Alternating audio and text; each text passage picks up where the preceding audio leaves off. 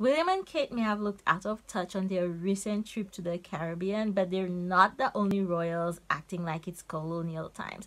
Did you know that a current member of the UK Parliament actually owns a sugar plantation in Barbados?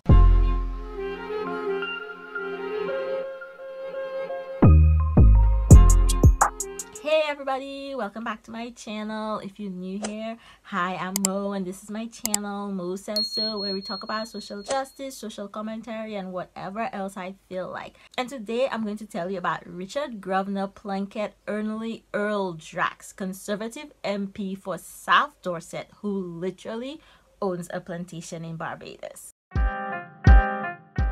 From the protesters greeting them across the Caribbean and forcing them to cancel events, to the out-of-touch outfits and photo ops, to the Prime Minister of Jamaica saying we're moving on, William and Kate's trip have shed a light on how we really think about the history of colonialism and slavery in the Caribbean and its role in the British monarchy.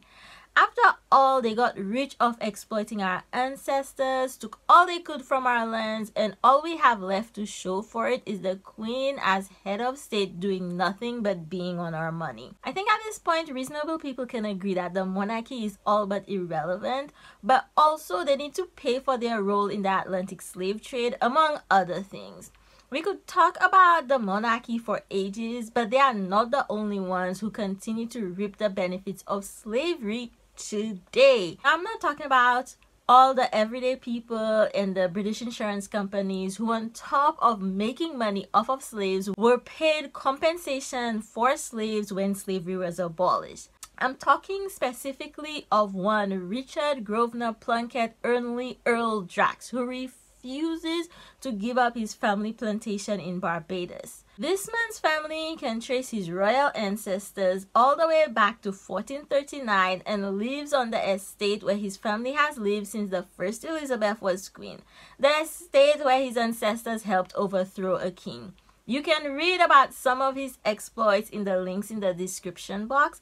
They include him writing think pieces about vandalizing statues and Brexit, and a scandal that wasn't, about a threesome with his wife and housekeeper. In many ways, his life reads like a movie villain, or at least a villain in one of those Netflix historical dramas. His family was part of the slave trade from the beginning, and they have owned Drax Hall in Barbados ever since the 1600s. Other than saying that he himself didn't own slaves and that he regrets his ancestors' actions, this man refuses to listen to any calls for reparations from the people of Barbados. These range from opening the plantation up to the public for archaeological research and historical education, to giving the plantation to the people of Barbados in some form or another. To understand why people are asking this, you have to understand the history of plantations like this. Under the Slavery Abolition Act of 1833, the owners were paid for their lost property, while on the other hand, not only were the former slaves not paid back wages, but most of them were required to keep working as apprentices. Furthermore, in many Caribbean countries, freed slaves had nowhere to go because the countries had been stripped bare of their natural resources to make way for plantations. They had no choice but to keep working for pennies just to survive. It is reported that there are people working at Drax Hall today whose ancestors were slaves on the plantation. Personally, I think that the plantation should be given to a cooperative owned and operated by the descendants of slaves who worked there. Call it reparations, call it back wages, or whatever you want. I think that would be fair. However, it's not the only option.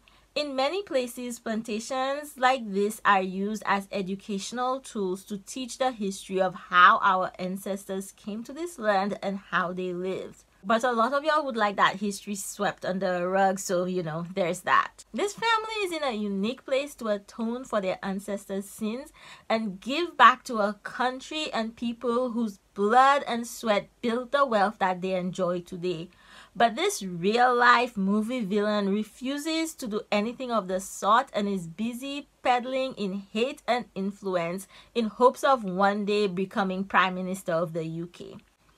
So, Now you know about Richard Drax. You can look him up for yourself and learn more about him. Comment below your thoughts on this story and any similar stories you've heard of. Thank you so much for watching. This has been Mo saying it's high time the British royal families that got rich off slavery in the Caribbean paid some reparations. If you enjoyed this video, don't forget to give me that thumbs up and share it with your friends. Shout out to my patrons and members for their continued support. I couldn't do this without you. Check out my links down below if you'd like to support me and the work that I do on this channel so I can keep making more videos like this, and also my Life in St. Lucia series, which is coming back soon with a really fun series that I'm planning for y'all. Take care of yourselves and I will see y'all soon. Bye.